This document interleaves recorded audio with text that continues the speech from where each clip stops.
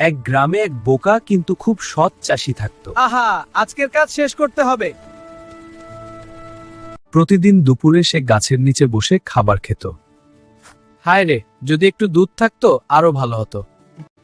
হঠাৎ করেই তার গরুটি কথা বলা শুরু করলো। ও বোকা চাষি, দুধ চাইলে আমাকে দহন কর। প্রতিদিন গরু দুধ দিত এবং চাষির সংসার ভালো চলতে লাগলো। ধন্যবাদ আমার বন্ধু। দেখলে, পরিশ্রম সবসময় ফল দেয়। দেখুন, আমার গরু কথা বলতে পারে। লোভী জমিদার গরু নিতে এলো। এই গরুটা আমাকে দাও, পরীক্ষা করব। হায় রে, ভয় পেও না, আমি আছি। গরুটি একদম চুপ। জমিদার লজ্জা পেয়ে গেল। আমি সত্যিই বোকা।